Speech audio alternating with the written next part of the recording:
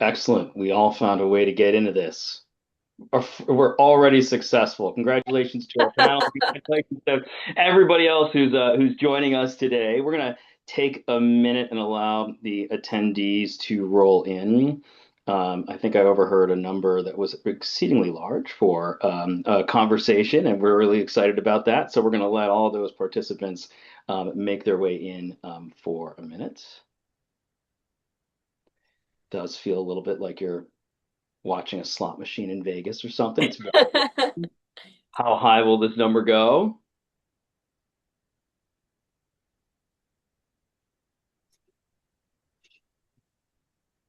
And I think what we'll do is we'll give it maybe about 90 seconds total. So midway through our second minute is when we'll get started. And I'm sure other folks will um, join us and pick up where we are when they do. All right. Seems like as good a time as any. Hello, everybody. We're so excited that we have so many people joining us today for what promises to be a pretty rich conversation. My name is Aaron Kotak. I'm an executive director with Mitratech and our AdvanceLaw business. Very excited for this conversation. Super excited to partner with Paragon Legal on the content that led to this conversation. And most excited about the conversation we're going to have today. And what I love about being a moderator is I just get to ask questions and listen. So this is going to be super fun. We're going to get to some introductions in just a minute. But before we do, quick bit of housekeeping for everybody. This conversation is being recorded, and we will be sending out the recording after the fact. So, no need to distract yourself with notes or anything. Just lock in on the conversation. If you're looking to reference anything or to share with colleagues afterwards, you'll get this over email.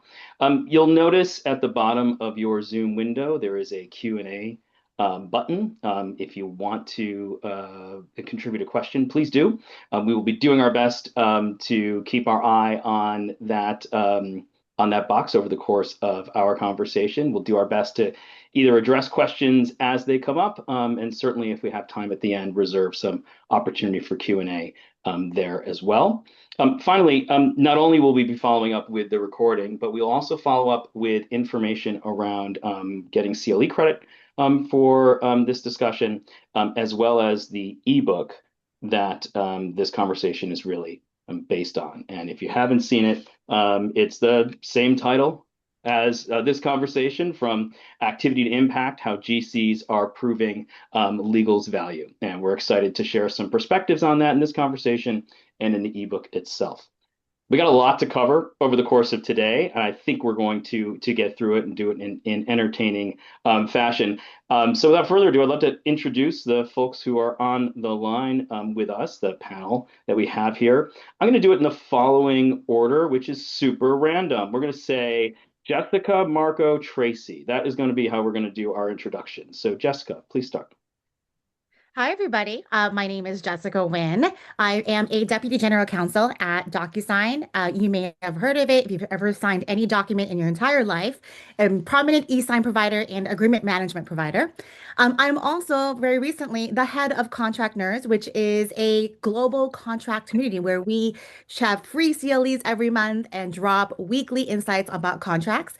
And then, in terms of my background, I have been in-house counsel for about 15, I've been practicing for almost 20 years now. Woo, 2 decades of 20 of practicing law and really expansive in-house practice of building out 3 legal departments, 4 years at Microsoft, and now back at big company, DocuSign. So I'm the Goldilocks of the in-house legal world. I'd like to say it small, medium, and big.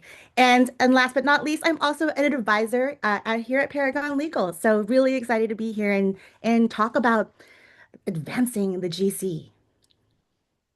Great, Jessica. Thank you. Hi, everyone. Marco Salcedo. A bit of an update on my title. I went ahead and practiced what I preach with becoming a strategic advisor. So I've taken on a bigger role at Vonage. I'm a head Ooh, of commercial, procurement, and partnerships. So basically, any sort of revenue in or out on the entire Vonage suite. congratulations. Hopefully it came with a pay raise. Yeah. Well, Yeah, responsibility raise for sure, and then the pay raise. We'll see about are we breaking that. news on this webinar? This is amazing. I was not expecting that. Breaking news, Yeah, Marco. breaking You news. We just roll. did a So yeah, really, but getting there, people that are in-house, you're wondering how to expand your impact, how to expand your role, how to get that visibility, and that's really what we're going to talk about today.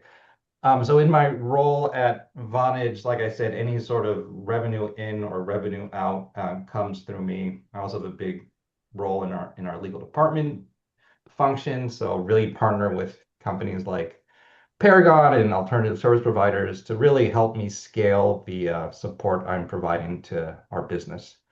Prior to Vonage, I was at AWS, where I was really involved in the enterprise contracting function of that sales department. Had a couple in-house roles before that, and started off as a baby lawyer in M&A at Fried Frank. So Jessica, you and I have the same vintage. It's great to be here and talking to all of you. Congratulations, Marco. My name is Tracy Scanlon. I'm the VP of Client Development and Legal Affairs here at Paragon Legal. For those of you that don't know us, we are an alternative legal services provider, and we provide attorneys and other legal professionals to corporate in-house legal departments on an embedded basis. So anyone that you would normally have in your your in-house legal department, you want someone else to step into their shoes for overflow work, leave coverage, all of that stuff, we are here to help with that. I've been in my role here at Paragon for about 7 years, working with hundreds of our clients and team members, making great matches and, gathering information about the industry. Prior to this role at Paragon, I was actually an attorney on the Paragon team. So I've seen both sides of how,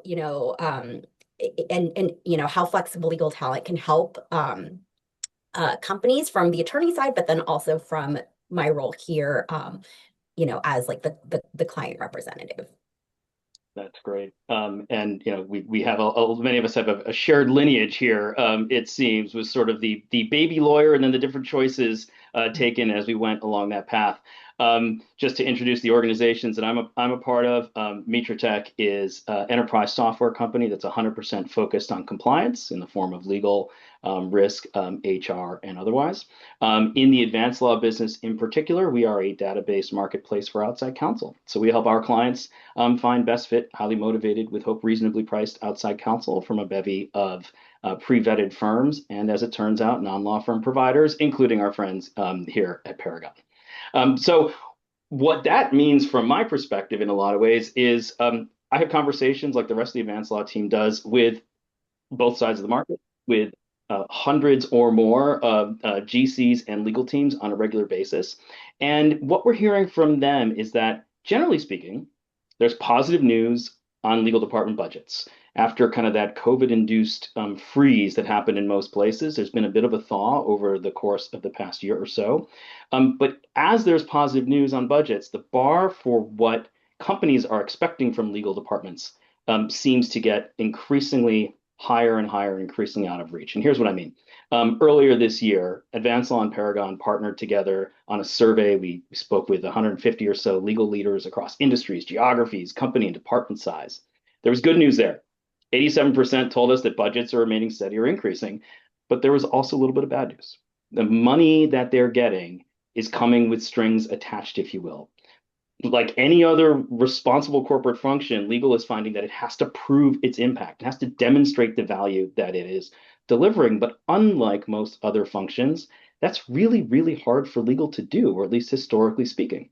So it's a small wonder that many of the legal departments we spoke to fall back on the usual suspects. They track their operations, they track their activities, they report those out, and they kind of sort of hope that the people who see them will understand their KPIs and will understand what their impact is supposed to be. In fact, fewer than a third of the legal leaders that we spoke to said that they feel like they're successfully measuring business outcomes. So they're basically reporting what they do, sending it to their peers into the business and saying, can't you see all this great stuff we're doing, and hoping that they get it. They're not really speaking the business's language. So in our conversation today, we want to talk about that. Like, what is this gap between what legal is reporting and measuring and what the business is expecting? Why does that exist, and how do we close that gap? So I think the most natural place to start has to be with Jessica. Jessica, you wrote the foreword to the ebook. It seems only fair that you kick off this conversation as well. So In that forward, you mentioned that there's this shift, as we say in the title, from activity to impact. Tell us what that means in practice and why is this change happening in legal departments? Yeah.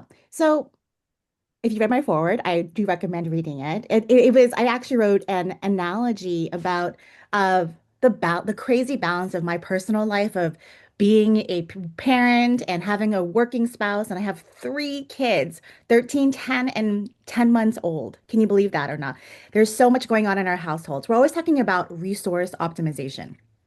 Um, so in terms of your question, Aaron, uh, I'm really passionate about this topic because, as you heard from my introduction, I have worked at many different in-house departments and saw that a lot of in-house legal teams are not valued because we were really bad at translating our value. We were really good at collecting data on how many contracts we did, how did we meet an SLA, etc. Great, that is table stakes metrics, but we needed to take that story to the next level and help really connect the dots for the executive team to really prove out our value. So every function, as you all know, customer success has metrics. We report on net retention rate, NPS score, sales, obviously, do they hit their quota, sales cycle, etc. Marketing, pipeline numbers, MQLs, SQLs, legal. Like what is your metric? Oh, we turned 30 contracts this month, and here are the dollar value of the contracts. So I'm passionate about this topic, Aaron, and what I'm seeing is now that you're gonna be, if you want to be a chief legal officer, there's a shift in a lot of titling now, and you want to be seen as strategic leader, what are you bringing to the table besides just cutting cost and reporting on cost savings or producing activity or task related metrics? So the way I like to analogize it is, my family, my kids, they don't really care about how many pieces of clothing I folded for them. So they have, because they're in like a gazillion sports. That's another topic we can all talk offline about how much time suck and money suck that is. What I care about is, hey, because I did these activities for you children, you are enabled to be a part of these activities and thrive, meet your goals of being a sports academic athlete, which will enable you to then get into a good college, etc. Really, that is the end goal. And the piece of clothing is really just a early stage, small part of the necessary task. So we as legal leaders need to really connect the dots of our value. That is, we don't just fold clothes. We are an integral part of making sure that the business can go to a really good college. Excellent. There's so many places I can go with that analogy. The little Yeah. children over my shoulder are a lot older than they were in that picture, and I can completely Yeah. empathize with the challenge. Okay, so Tracy, you to a certain degree have hundreds of children in the Paragon universe, in the sense of the number of clients that you work with and the lawyers that they hire through Paragon. When you think about all of those clients, and I won't ask you to pick a favorite child, how are those clients actually demonstrating ROI or showing the business that legal is contributing to that broader goal of getting to good college, to put it in Jessica's terms? Like, help us understand what your clients are doing. Yeah, for sure. They are all my favorites. I don't have a favorite. Like my children, I love them all the same. But going back to Jessica's point, it's all about connecting the dots, right? So it's almost like working backwards. What is the goal of your business? Either the company in general or your specific business unit, right? Is it to launch a product by January 1st? Is it to hit our Q4 revenue goals? Is it to avoid this litigation, right? And then you kind of work backwards. So then you can tie the work that you're doing to that business outcome. So to Jessica's point, instead of just saying, hey, like I churned through 30 contracts, you can say, because of these 30 contracts, we hit our Q4 goals or we exceeded our Q4 goals. This is a stark contrast to what we did last year when we only turned 27 and we came in, I don't know, like a little bit short, right?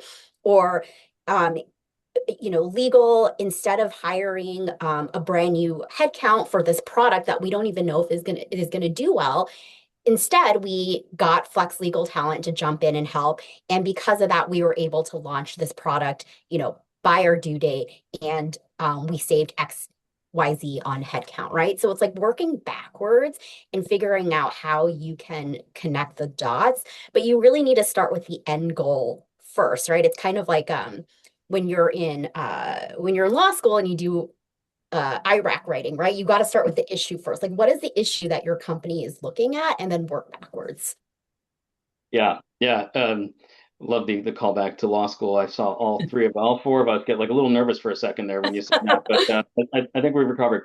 Marco, when you hear this and you think about your organization and what you've been able to do at Vonage, are there specific metrics, are there specific indicators that have actually resonated with your executive team and or your board, and if so, why?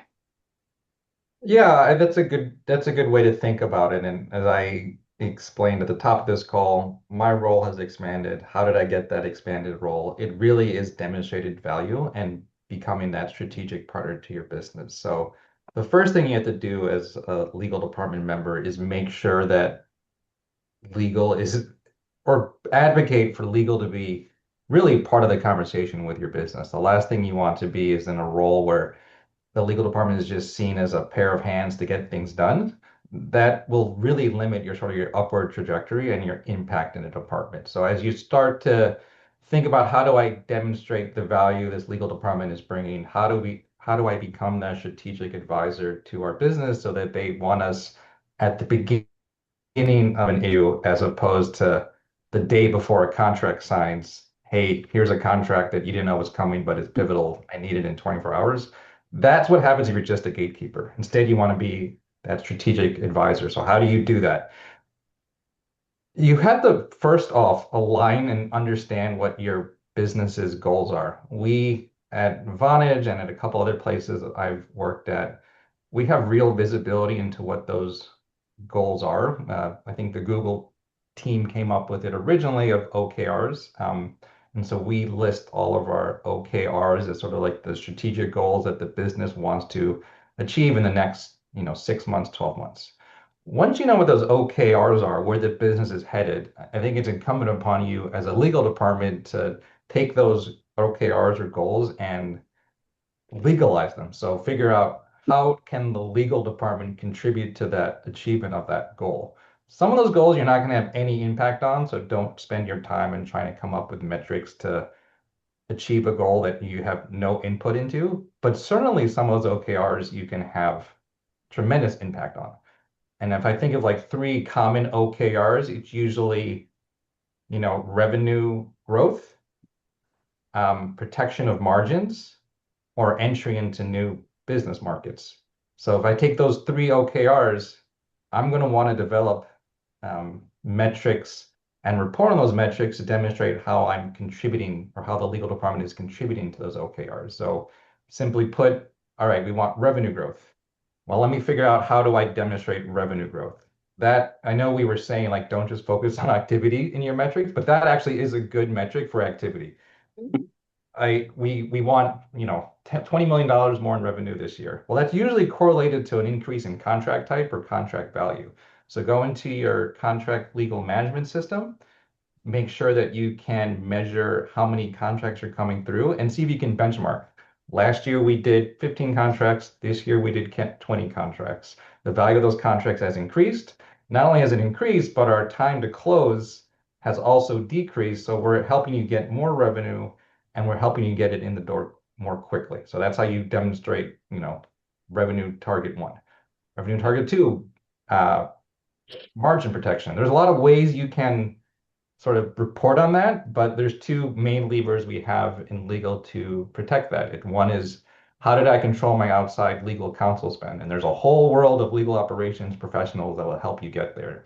You set up panel firms, you implement billing guidelines, you utilize technology that all of our vendors, Mitratech certainly has this, like e-billing systems that really help you manage the outside counsel spend. And if you don't know if you need additional headcount, you use Paragon to bring in some alternative service providers to help you with that revenue growth or to help you with shore up your team without having to get an FTE.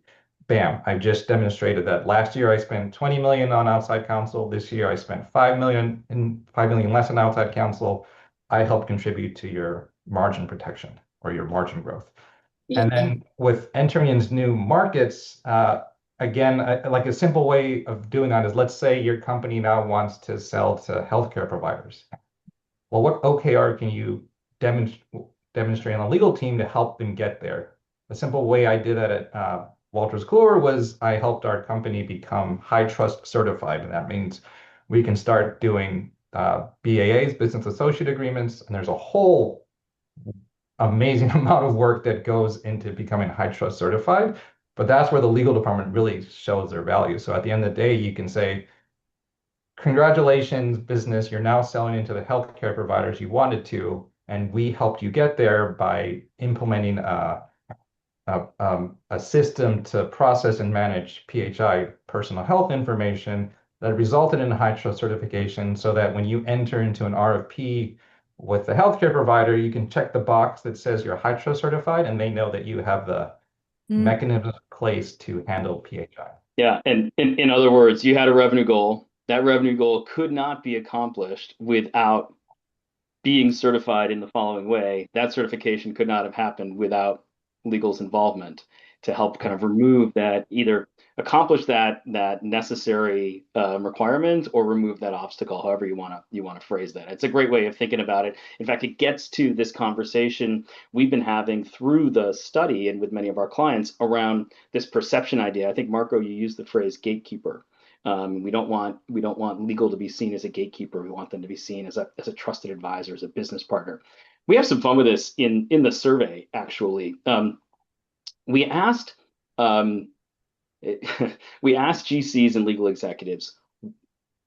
Bear with me, guys. You'll get there. I promise. What is your perception of the perception of legal at various aspects of your organization? So how does board perceive? How do you think the board perceives you? How do you think the CEO perceives you? How do you think the CFO perceives you, et cetera? Now, certainly, we may have some issues with reliable reporters in this. Like, it's kind of hard to say, how do other people see me? So there may be some commentary on how people answered these questions. But it was a very interesting set of data that we found out that legal believes that the majority of the C-suite views legal as business leaders or trusted advisors. We see a distinction between those two. They're both like really elevated roles for legal. Only 29% of middle management sees legal as a trusted advisor. In fact, the highest number, 33% in middle management, see legal as a service provider. And in fact, there are some others who also would say that they're not only a service provider, they're an order taker. Legal is there, they're a drive-up window. I tell them what I need, I get back what I'm looking for. So at first, Tracy, I'd love to get your thoughts on this. Again, working with so many different clients and having that perspective, is it okay that there's a different perception in how the C-suite or how middle managers perceive legal? Are we trying to get everybody to see legal as a business leader or a trusted advisor? Tell me your perspectives on that with the clients you work with. Yeah, I'm gonna give a lawyerly answer of it depends, right? And I think it's you're like, yeah. Aren't we supposed to give you an X if you say that in this webinar? And what I will say though, in my opinion, it's less about the stage of the person, like a middle manager versus C-suite versus like the tenure, right? So if a middle manager, if they haven't been there that long and their goal is they support the sales team, they just need you to get the work done, right? You can be a great order taker and a great service provider and be someone that like does that, right? So I think that's okay, and I don't think that's a bad thing. But I think ultimately, though, those people hopefully are going to be the GCs and legal leaders of the future. And so there are ways that you can start demonstrating, you can do both, right? So for example, if someone is telling you, hey, like Tracy, I need to get all of these contracts out, you get them done very quickly. You're responsive. Your SLA is really good. You can say, hey, my activity was I turned 10 contracts for Jessica last quarter, right? And then you can go back and say, hey, Jessica, you know what? I noticed that this one clause, we were getting so much pushback on. And it's like not that big of a deal. Like we keep negotiating, I don't know, like net whatever payment terms but really everyone wants like net 45, and we always make that exception anyway. So why don't we just change the way we do that, right? And then you kind of build, maybe like by being a great service provider, you start recognizing patterns that you can then take to, the middle manager, whoever doesn't really think you're that strategic yet, and you can start building that trust up and starting to be more proactive than reactive. So I don't necessarily think it's like a problem that needs to be solved right away. I don't think you have to like push yourself in and say like, hey, Jessica, like, please make sure you loop me in all the time before this. But I think you can start making those little headways by doing the work, and then spotting patterns and going to your business partner with that to build up that reputation. Mhm. Yeah, and it's almost like you were prompting Jessica to respond to that. So I'm going to guide into it if I can, in the sense of, in past conversations, Jessica, you've talked about the way to get there is through good work, which on the one hand is true, but it's not just the good work. It's also being able to tell the right story around that good work. You've lived that at DocuSign. Can you sort of help us understand how you put that into practice, with your own team, and what's the biggest difference in how legal is perceived as a result? Yeah. So, Tracy, I love the story you shared because throughout my career, I worked for a B2B software company. So you can imagine commercial contracting has been a big part of my career. Uh, in terms of like how I won over the middle managers as well as the C-suite leaders, and I'm helping to show that legal is a strategic partner. I started translating. Well, I started to find opportunities for finding the patterns that Tracy talks about. So an example would be like early on when I'm going to put on my pay scale general counsel hat. I come into this company as their first in-house counsel to build a legal department from scratch. Come in, find out they have three master service agreements that govern three separate product lines. Why? Let's streamline that. One MSA product terms, boom. And then the business saw acceleration of the deals. Oh, wait, we're not getting traction or able to close enterprise deals.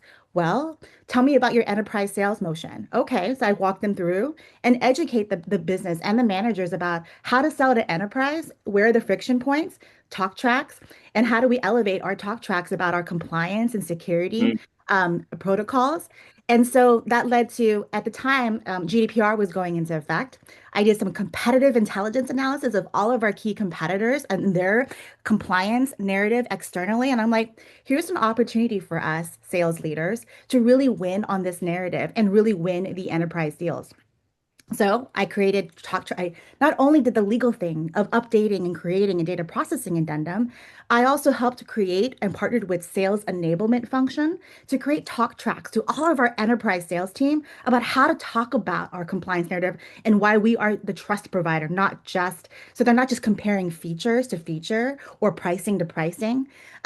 We are above that. We are enterprise ready. And so, Aaron, I know you love this, is legal, we don't need to have our own metrics. Like, yes, it's great that you do have metrics. We can also leverage the metrics that are already being tracked by other departments. So for that whole project, I'll say for the GDPR rollout and go-to-market campaign, I looked at, hey, look, before we did all of this training on GDPR and data processing, this was our enterprise conversion rate. Now it's increased by 25% year over year. Our average deal size in the enterprise is X dollars. Well, then you can that's real revenue for the organization. I looked at their win rate. The sales organization looks at the win rate against key competitors. We saw after we rolled out that whole compliance narrative at PayScale that the win rate increased to 85% versus 60% year over year. Like that's an amazing metrics. So, yeah. So, Aaron, there's so many ways. Like, I think the key thing is we are already doing this work. How do we add that extra value to show our leadership that we're more than just order takers or task doers? We can help be that strategic thought like leader and partner as well. What's so cool about that story is, so much of the wrapping around this conversation is getting legal to speak the business's language, but your outcome was actually getting the business to speak at least compliance, if not Yeah. legal, and to use that as a competitive advantage in the market. So Yeah. there's some great judo, I think, that may have happened, or Jedi mind tricks that may have happened in that case of actually getting the teams to actually realize, wow, I made legal cool. I made yeah, legal cool. there it is. Yeah, not just nerds. Not just nerds, but actually cool. Marco, you've talked about this as well, about how you've been able to kind of shape the perception of legal from a service provider to an enabler. Any similar stories in your world, sort of in how sort of the business kind of came around on that? I think it really starts with the top, and by that I mean make sure that your CLO or your GC has that. I guess you can't make sure, but analyze and understand whether your general counsel or CLO has that partnership with your CEO or your, whoever the top of the business chain is. Make sure that are we viewed as partners or are we viewed as taskmasters? Hopefully you're viewed as partners, and if you're not viewed as partners, you can help develop talking points and strategies to get there. Understand the OKRs and delivering on them is one way to get there. But once you're there and once you're seen as a strategic partner, it really goes into a position of how do I continue to demonstrate that value? Mm, And for me, you have to be proactive about it. You're never going to get there if you're sitting there waiting for work to come to you and reacting to what it is your business is trying to do. And so simple ways to sort of help your business look around corners and understand where it's headed is on the commercial perspective, at least, make sure you have regular syncs, not with just your legal team, but with your chief revenue officer or your head of sales. Like I've managed to establish really good relationships with my sales business partners, and I think that's been pivotal to help me be impactful. And during those meetings, set an agenda. Don't just show up and say what's going on. Like set an agenda. And agenda can be, what is your pipeline of deals that are coming? Because you don't want to just again be reactive and try and scramble outside counsel to help you sell in a new jurisdiction. If your business partner is saying our goal is to sell to enterprise customers in Japan, you don't want to learn about that like when the deal is due in a week. You want to learn about that way beforehand so that you can help uh, get outside counsel or whatever resource you need to understand sort of the risks of doing business from a legal perspective in a new geography. Then you can say, okay, if you're going to sell in that country, we need to have this business license, and we need to have this check the box privacy compliance piece, and we need to register for this process. There can be a lot of things that go into it, but you don't want to scramble into answering that solution at the last minute. Second, you have to understand with them, well, what types of customers are you going to sell to? AWS was pretty unique and pretty lovely in that I think we just basically made everyone negotiate our agreement. And so that gives you a lot more ability to scale. You can just sort of have I fallbacks mean, you that had leverage. Glorious. beautiful leverage. Amazing. Only place Yeah, I've ever worked yeah. that did that. I don't know. I'm sure Microsoft had the same thing, but day to day, a lot of the businesses that we work with now and we represent now don't have that type of leverage. And so if your business partner is saying, I'm going to start selling to enterprise customers, you need to make sure that your legal team has the experience and the muscle to go through that enterprise contracting process because it's very different. Like, you're not going to be able to use your form. You're going to have to be very judicious in your markups. But more than that, you're going to have to set up the processes internally so that when you're dealing with these provisions that you've never seen before, you have comfort that you're operationally able to deliver on those. And you can't just go out to InfoSec and say, InfoSec, here's a bunch of words, can we comply with it? And they say, no, go back to our standard. Well, that doesn't work with an enterprise customer. But you only really can prepare for that transition through these regular syncs with your business. And once you have those regular syncs with your business partners, you can put in place a strategy to help them get to their desired outcomes. And then at the end of the day, when you're coming up with your annual review, which I'm doing right now, your self-assessment, you can sort of demonstrate and elaborate on the processes you implemented and put in place to help your business achieve its outcome. And then next year they can say, oh, well, legal was really helpful in helping us navigate these issues.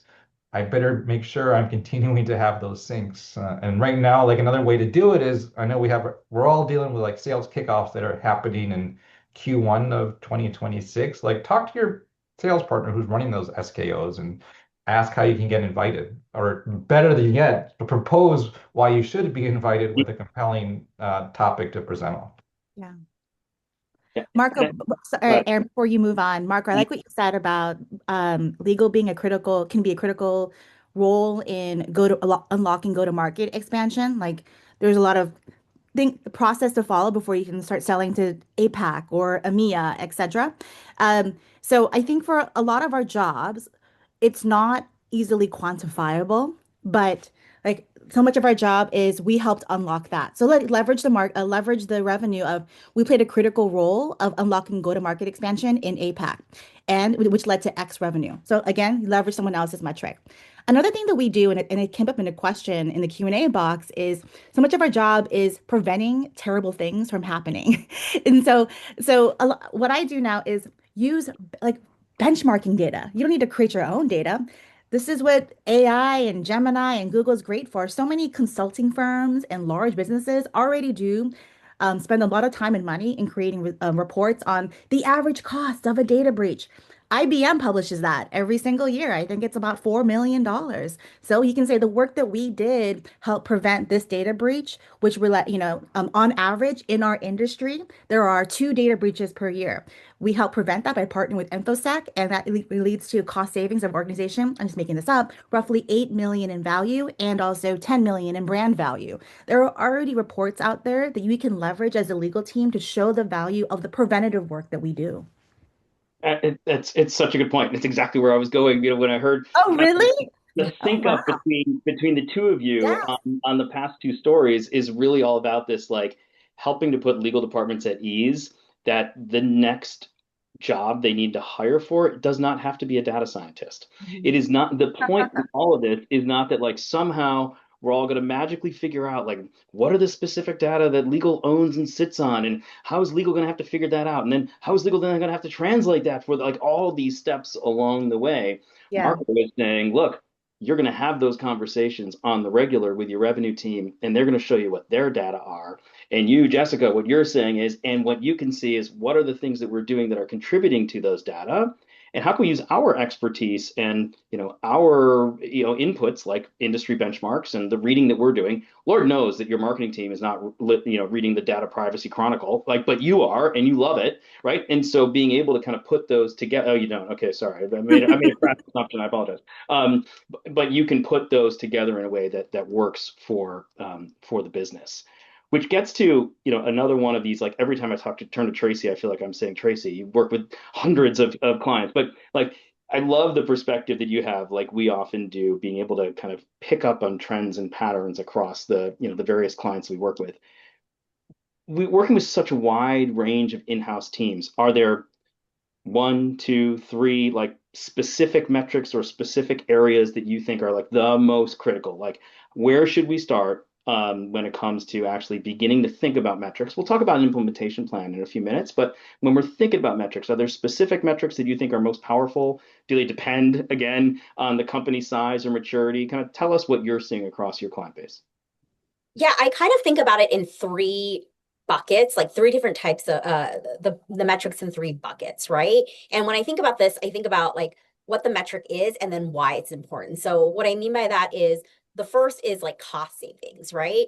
And but why? Why do we care about cost savings? Like ultimately, we save this money, so what? What are we going to do with this extra money? So the way that I think about it is like we saved, legal saved this much money on outside counsel, and then we were able to invest that money back into the business, right? This was like extra money that we had. We were able to get a CLM, and that's helping to accelerate like, contract review and revenue, right? So it's like, why? Why is that important?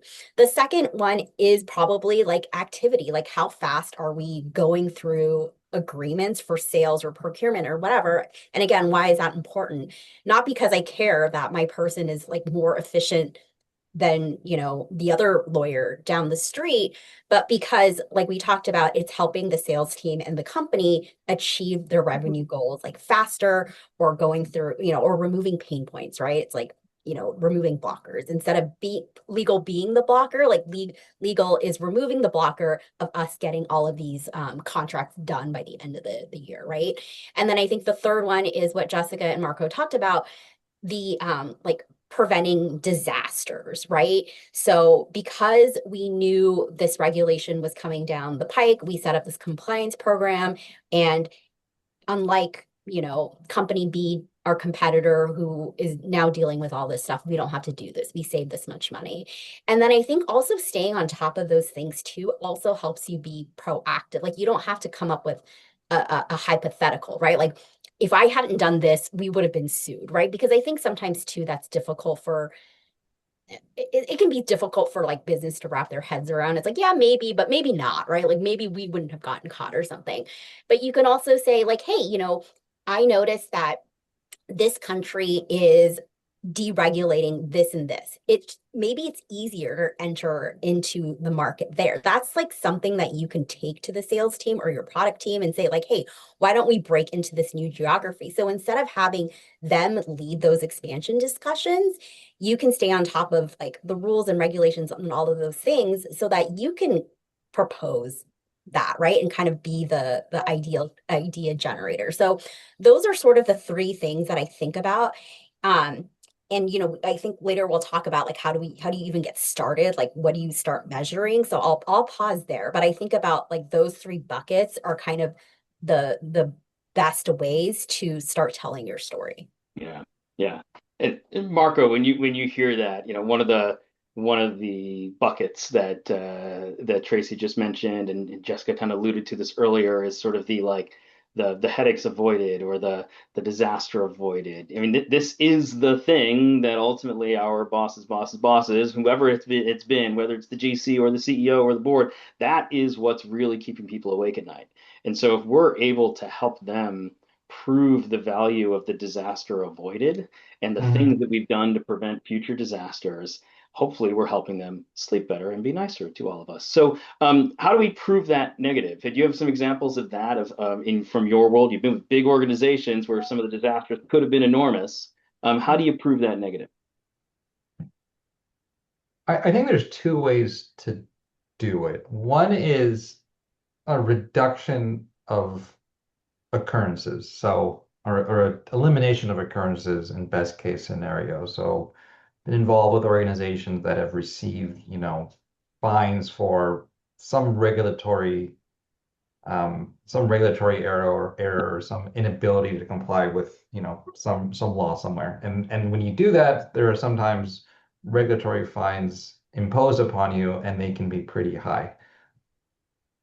A great way to demonstrate value is, and this takes some salesmanship too to get the messaging correct, but when that problem happened and it resulted in a big painful fine, we had a legal department of 5 people, and it was mainly supported with, outside counsel or contracts or whatever it was, but there wasn't real ownership of that issue that resulted in liability. The general counsel, advocated that if you want to avoid this in the future, I need to hire this person with that expertise, and they need to build out that team. Then you build out that team and you hire that person, and lo and behold, you haven't had a repeat of that incident since. Not only that, you're actually getting commendation from your customers or your business partners in the way you've changed your way of doing business. So I think by just getting the buy-in to hire the right people to avoid the regulatory fine, which you originally got in trouble with, you get the buy-in to expand the team to support that issue, and then you can demonstrate that that was a big problem. It really messed up the company. That hasn't happened again, and we have these indicators from our business partners, our customers, to say how we've resolved all these issues. So that's one way to like prove that you're preventing a recurrence. If you don't have a like specific fine imposed upon you for a regulatory lapse, another great way to do it, and this comes up a lot in privacy and data breaches, is you can very easily sort of benchmark and report on, what did Target pay when they had that big data breach that I think was imposed upon them by like a freezer company or something crazy. Like if you look at a similarly situated company that goes through a similar type of data incident, these are the type of regulatory fines you're typically dealing with, plus the any sort of, civil actions that can be Mhm. lauded against you by, individual people impacted. With your support, we built out a privacy team with a data privacy officer and all these functions and privacy compliance specialists. And then you can report that how many data incidents did we have reported? And you could work with information security for this, but how many data incidents were reported last year or occurred last year?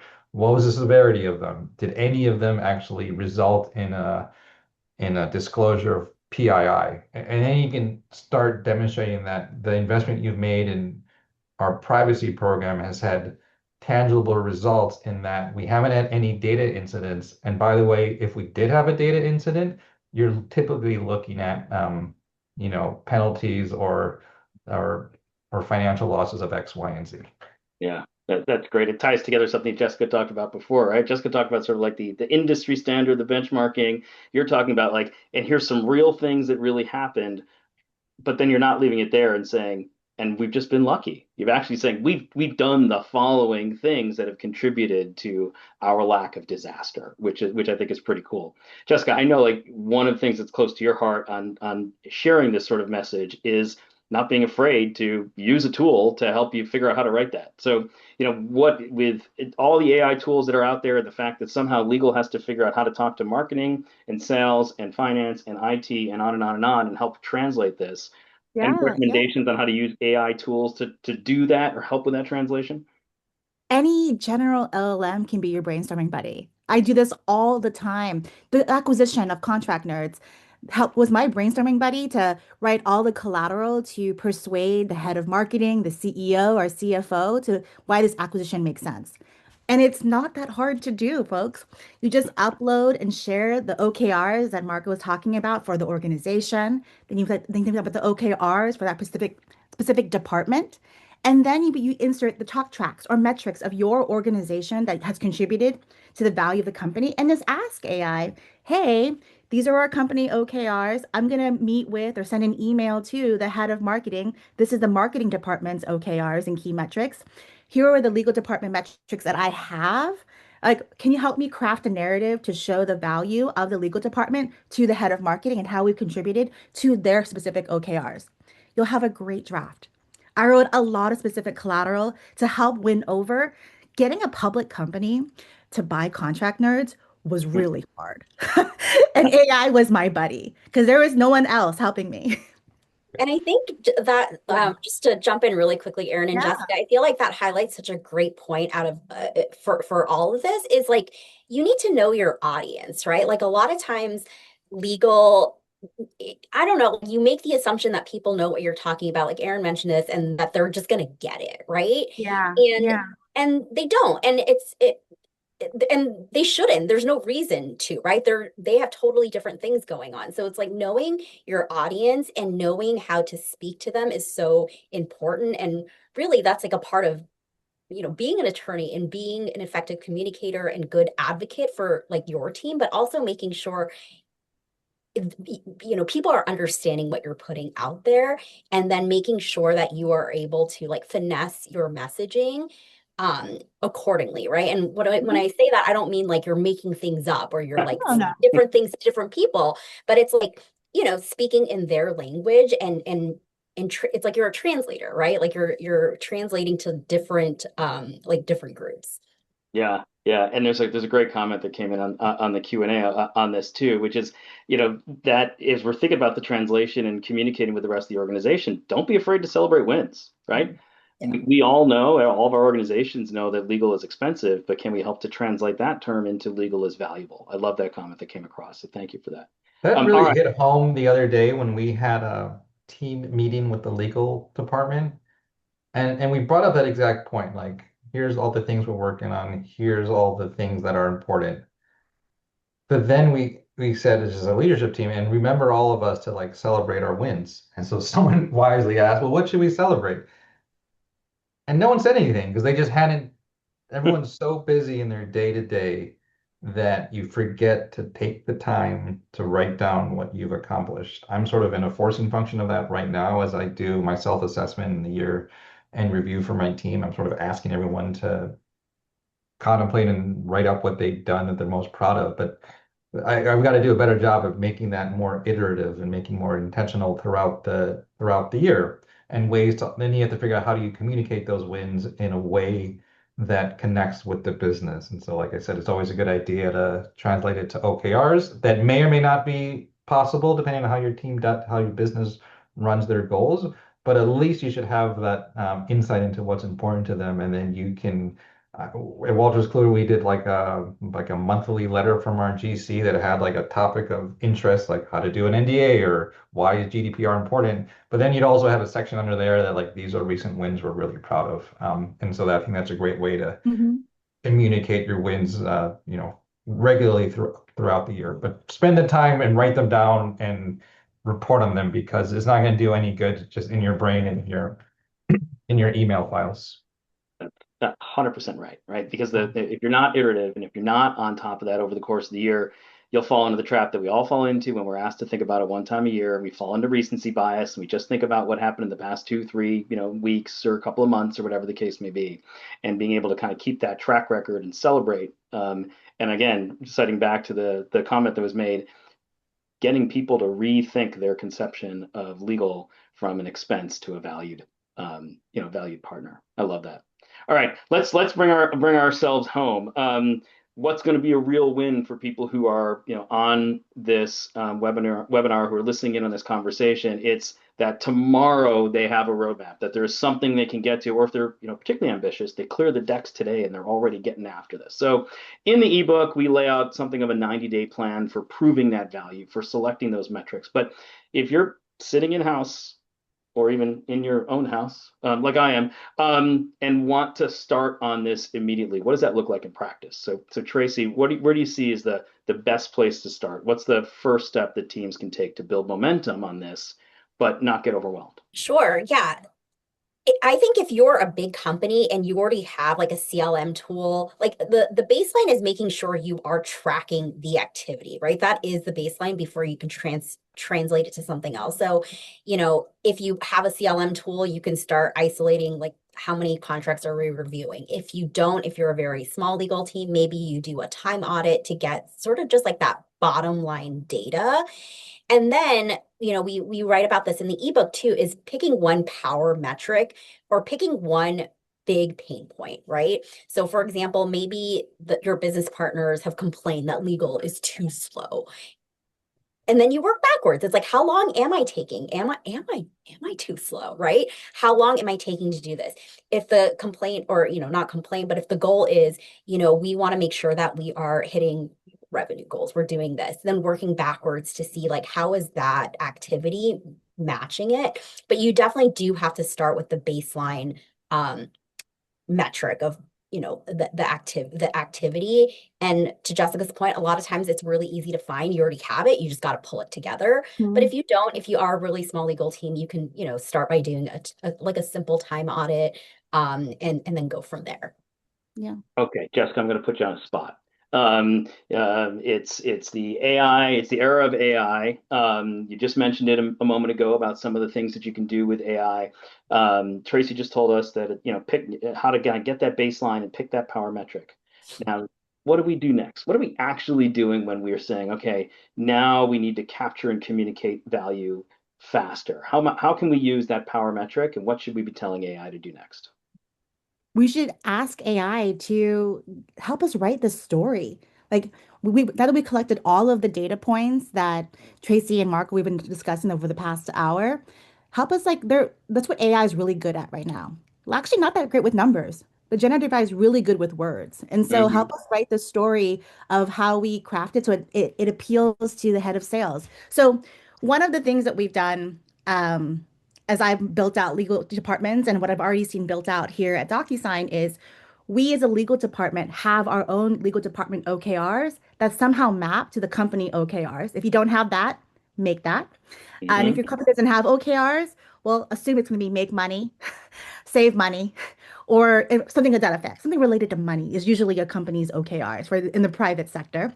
And then think about what metrics that you can report on monthly, quarterly, to the executive team, to the various business functions, and use AI as your friend to craft that, whatever you want it.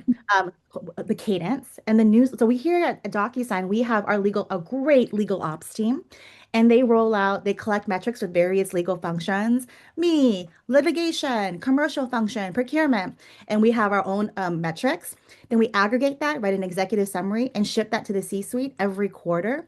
The commercial function can do their own newsletter, email reporting of the function of their metrics that is tailored to the head of sales, and they send it all to the sales leader and the CRO. So really operationalizing it, Aaron. Other That's thing very cool. I, Yep. I was just going to jump in really quick. The other Yeah. thing that I think is cool about AI is you can also put in your goal and then you can ask or what the business is Mm, concerned at. And you can also ask AI, like, what am I missing? Like, you know, I think I'm providing this information and this is what I'm doing and this is what they want, but like, what am I missing? And it can help you poke Hmm. holes in your, Yeah, thinking, which can then help you kind of plug those gaps. yeah. Is a great brainstorming buddy. And I don't know if it's enabled in your organization. I've seen AI demos where it can also scan through all of your documents and emails and give you feedback and give you yeah, a summary of what you accomplished over the quarter. that's right. Advocate for an enterprise AI license. It's something everyone on this call should do because you can really only do this all if you're making sure that your stuff you're putting in it isn't feeding the model and going out into the public sphere. But we just had Gemini installed on our team and it's made such a difference. And I know Jessica, my wife works with Jessica, like Doc Gemini is also her buddy in an internal audit function, and the amazing amount of work it does at consolidating information and Correct. creating a compelling story. I mean, we should all be using it. If you don't have an enterprise license, do what you can to get budget because it's not going to just help the legal function, it's going to help every practice area Yes. within your business. Okay. Well, take your cost savings and you can translate that into making the business case for getting your AI, your enterprise Exactly. AI. Exactly. Marco, I'm going to ask you a final question, and then we're going to do a quick lightning round of final thoughts among the three of you. So, Marco, use the word advocate. Imagine some of the folks listening to this. They sit down. They've done their sort of like the audit that Tracy recommended. They've got to sort of a power metric that they want to start measuring as sort of their first go ahead at kind of figuring out how to communicate legal's value. They've taken Jessica's advice. They've asked AI. They've figured out how to communicate that differently to the right people and made the connections between legal's objectives and the organizations. How do you get the GC's buy-in to say, keep this going, keep the conversation about metrics and about legal, what legal is doing and what legal's metrics or how legal is contributing to other metrics? How do you keep that conversation going at the executive level? And I've asked you an impossible task, which is to answer that question in under a minute.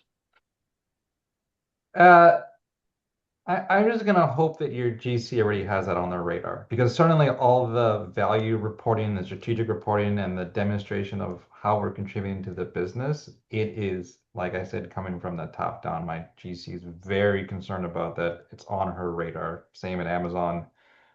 But yeah, you're right. Not every single place I've worked at has had that. So it's really getting the thought leadership, the documentation, any of these legal ops providers certainly can provide you with like white papers and ways to better demonstrate value. And then it's setting up. I mean, as a leader myself, I love it when people on my team come up with ideas that I haven't independently thought of and being like, here's something we should do, and here's how we get there. So if you guys don't have that buy-in from your legal leadership, I mean, it's a bit incumbent upon you to raise your hand and say, I participate in this great CLE. We got some great ideas, and here are ways we can start sending value or demonstrating value, and here's a way to get there. And you just might have to do a bit of salesmanship, but it should be a pretty easy sell because you don't want to be the department of gatekeeping and box checking. You want to be the strategic partners, and the way you'll do that is by demonstrating value. So if it's not happening right now with your legal leadership, make sure it gets on their radar and make sure it's important for them to follow up on. Mhm. Excellent. Appreciate it. All right. We have enough time for a very quick lightning round, final words of wisdom for somebody who might be embarking on their metrics journey. I think I'm going to do this in what should be the reverse order of how we started. So I think it's going to be Jessica, Marco, Tracy. So quick words of wisdom before we close this out.